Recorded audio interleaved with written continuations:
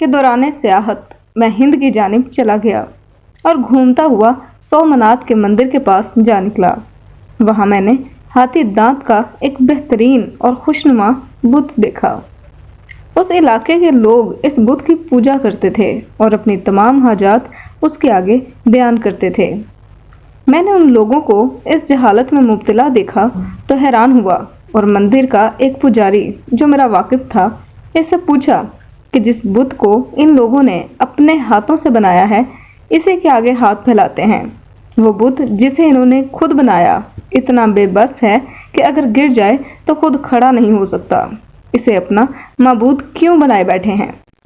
میری بات سن کر وہ پجاری ناراض ہو گیا اور اس نے بڑی پجاری سے میری شکایت کر دی۔ الغرض صورتحال کچھ ایسی ہو گئی کہ مجھے اپنی جان خطرے میں محسوس ہوئی۔ میں نے جب اس پجاری کا یہ رویہ دیکھا تو اپنے لہجے میں کچھ نرمی پیدا کی اور ان پر ظاہر کیا کہ میں یہ سوال اس لیے کر رہا ہوں کہ میں اس بت کی عظمت سے واقف ہو جاؤں اور پھر میں بھی اس کی پوجا کرنی شروع کر دوں۔ میری بات سمجھ کر بڑا پجاری قدرے مطمئن ہوا اور مجھ پر اس بت کی بزرگی واضح کرنے کا وعدہ کیا۔ دوسرے دن وہ الل صبح مجھے مندر لے گیا اور اس وقت مندر بت کی پوجا کرنے والوں سے بھرا پڑا تھا۔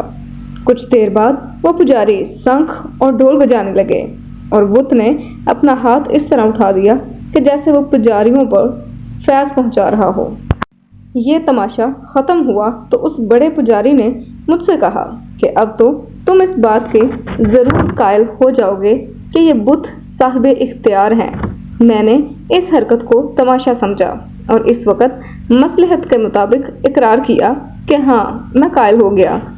پھر میں اس ٹوہ میں رہنے لگا کہ کس طرح یہ معلوم کروں کہ اس بت کا ہاتھ کس طرح بلند ہوا۔ پھر کچھ دنوں بعد مجھ پر اس بت کے ہاتھ کے اٹھنے کا راز افشا ہو گیا اور میں نے دیکھا کہ بت کی پچھلی جانب ایک خوشنما پردہ ہے۔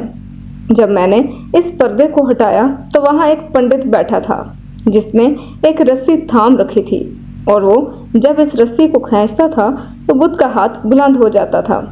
مجھ پر یہ بات ظاہر ہو چکی تھی۔ اس پجاری نے مجھے دیکھا تو مجھے مارنے کے لیے دوڑا۔